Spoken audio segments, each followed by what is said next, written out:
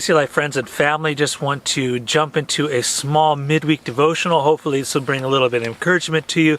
This last Sunday we were going through the Beatitudes, and if you didn't get to watch the video, we'll have a link at the end of it here, but I encourage you to do that. We had some great contributions this week. But anyways, the Beatitudes, it was really this Jesus giving this welcome mat, this welcome to the kingdom message. And he says, happy are, blessed are you when you come into my kingdom. And maybe on Sunday when you heard the message, you were kind of stoked and you were pumped up. You're like, yeah, great, life in the kingdom. And now you're like, life in the kingdom.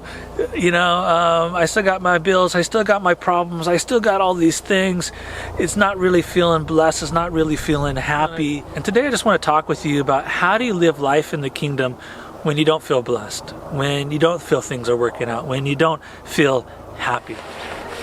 And how do we live life in the kingdom when we're in the middle of the storm, in the middle of difficulties, in the middle of the whirlwind? How do you live life in the kingdom when it feels like your life is unraveling, your life is falling apart, and nothing seems to be working the way Jesus says it's supposed to work?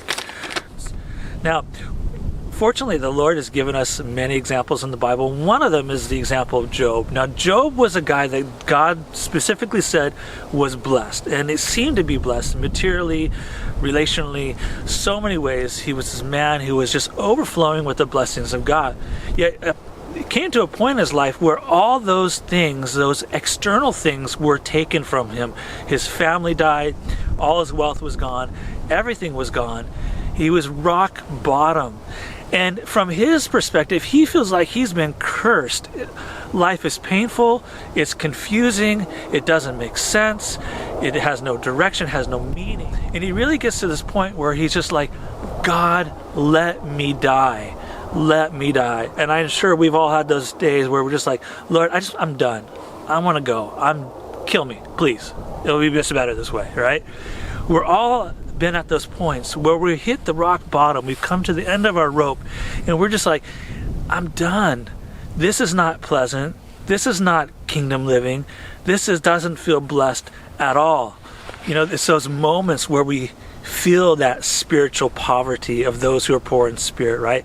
Those moments where we feel the ache of hunger and the longing of thirst and the tears of mourning. It's those moments where life just doesn't feel fair, right? And life doesn't make sense, and life is confusing. It's in those moments, those feelings that we're like, God, where are you? Where are you? Where are you? And it's in those moments where it's our pain and our loss and our confusion and our hurt that seems to shout so much louder than the voice of the Spirit reminding us of the promises and the blessings and the happiness of God. Right? We lose our perspective of the beautiful things that God wants to do because our pain is so real, it's so tangible. And it's in this moment of being in such extreme pain and just kind of losing it all that Job reveals a wish of his heart. And he says, I wish I had a friend. I wish I had a mediator. I wish I had someone who could stand between me and the Lord. Me and the Lord. And that friend that Job was longing for, maybe he didn't know it, was Jesus. And I want to shift stories a little bit. We're going to look at Mark chapter 4.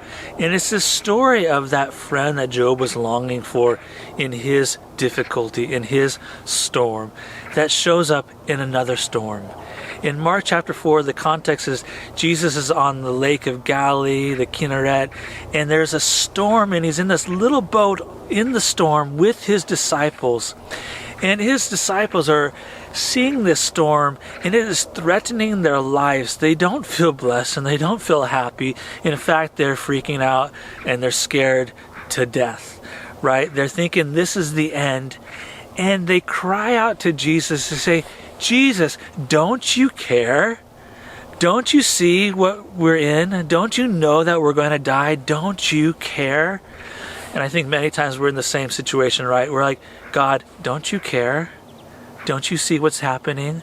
Aren't you sharing this experience with us or not?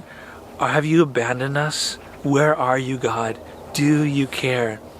And we see that Jesus' response is he gets up and he speaks to the wind and the waves, and they are silenced. And then he turns to his friends and he speaks to them. He says, don't be afraid. Don't be afraid. Have faith, have belief, have trust in me. Don't be afraid. And we see these guys, they begin to look at each other, and it says they are astonished, and they begin to wonder, who is this guy really? Who is this guy? Is he really the Messiah? He might just be. He might just be. And it's Jesus in the storm. Jesus who cares, who loves them, that takes them from worry to wonder, and from wonder to worship. I want to jump back to the story of Job. So what did Job do when he was at his darkest, lowest moment? It says he cries out to the Lord. He cries out to the Lord, just like those disciples. He cries out to the Lord. He cries out to his friend.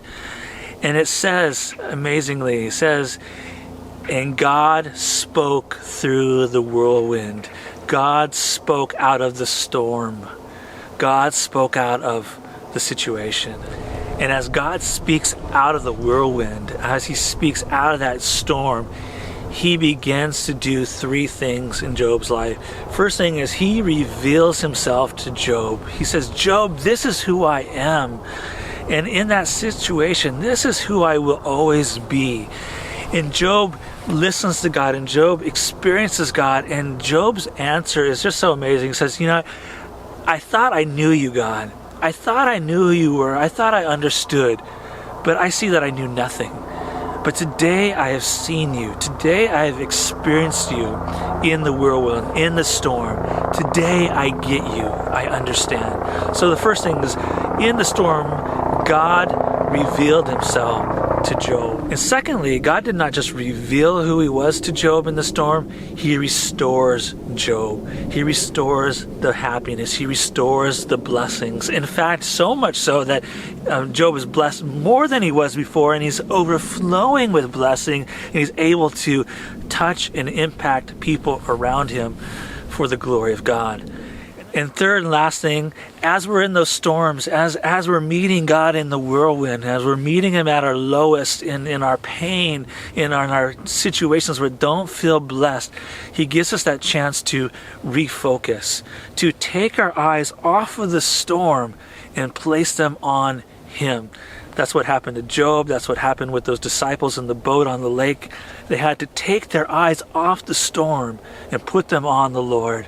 And once you do that, once you put your eyes on the Lord, once you refocus, that is where you're going to find the blessings. That is where you're going to find the blessings. You're not going to find the blessings in the storm. You're not going to find the blessings in the whirlwind.